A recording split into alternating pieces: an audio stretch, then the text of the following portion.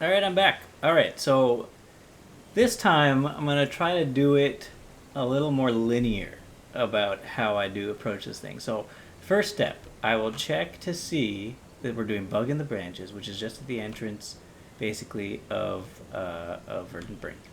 So, first question is, have I done this before? I believe the answer is yes. And how good did I do? How well did I do is the question.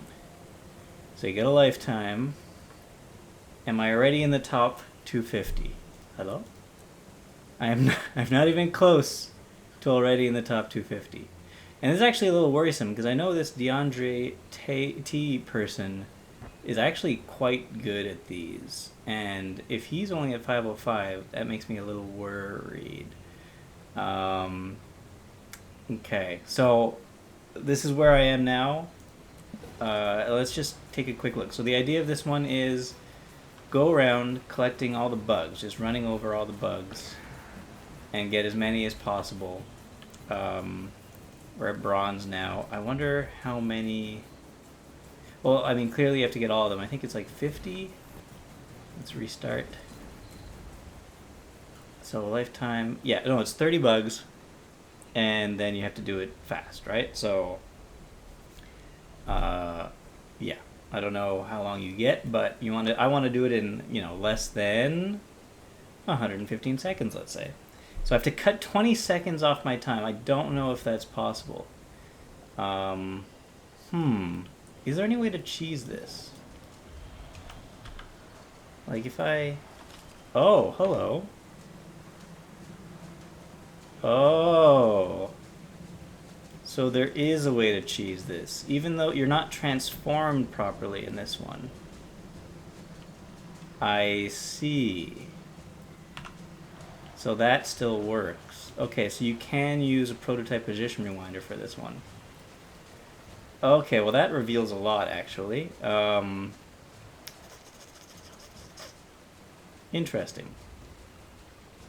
Okay, alright, well, let me see how it goes. I'll start doing some things. I'll turn off the straight up recording and then start trying it. And then if I get a good time, I'll do the last 5 minutes gets recorded thing. So wish me luck. Let's see how this goes. Hello everybody, I am back.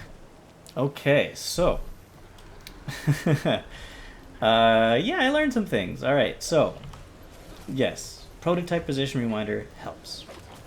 It definitely helps. There's a couple of ways you could use it. I'm still not 100% sure I'm using it the exact proper way yet.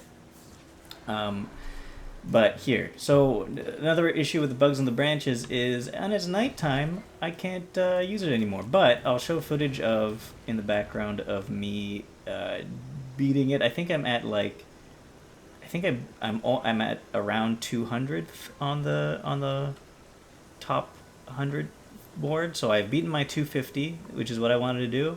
Therefore, I am a master of this adventure. Congratulations, me! It really didn't take too long. It took one.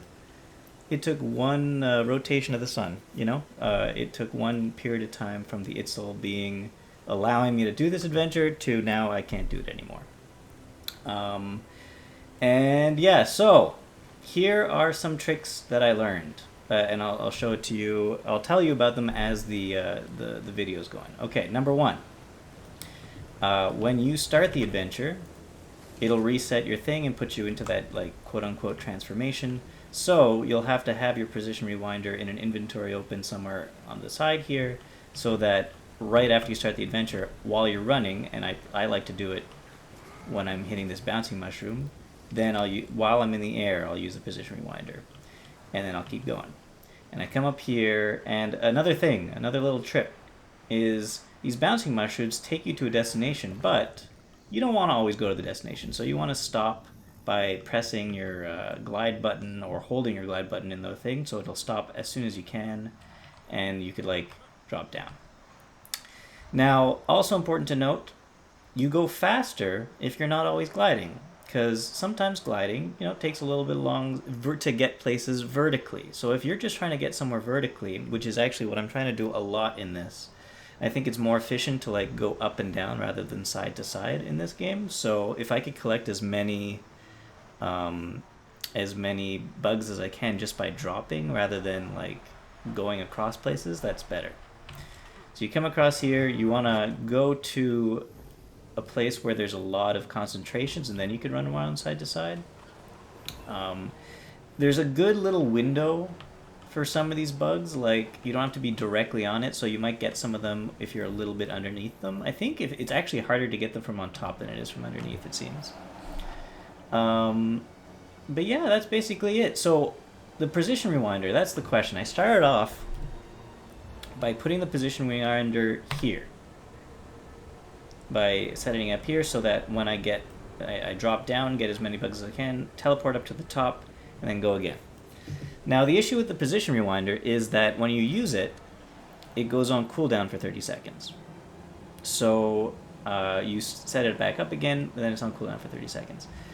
Now the times we're trying to get here, I ended up with like 1 minute and 9 seconds. So if I set my thing up here, I'm already like 20 seconds into the run because I'm going boop, boop, boop, boop, boop, boop, boop, boop, boop. And then that means I only get to use the position rewinder once. But the position rewinder is like the best way of traversing in this thing, it seems so far. There's probably better ways that, other tricks that I don't know about, but like other, I don't know, novelties you could use or something from the gem store that I don't want to look into. But the position rewinder is your best option for getting from point A to point B really fast. So I don't want to just use it once in this. I wanted to use it twice. So I started off by using it here, but then I realized, no, I don't want to wait for it to come up again and use it a second time. So I started on the good run so far. I put it right before I jumped on this bouncy mushroom. And I think it took about like 7 to 8 seconds to get here to begin with. So my minimum time, probably if I use it twice, is like around 107 seconds or something like that.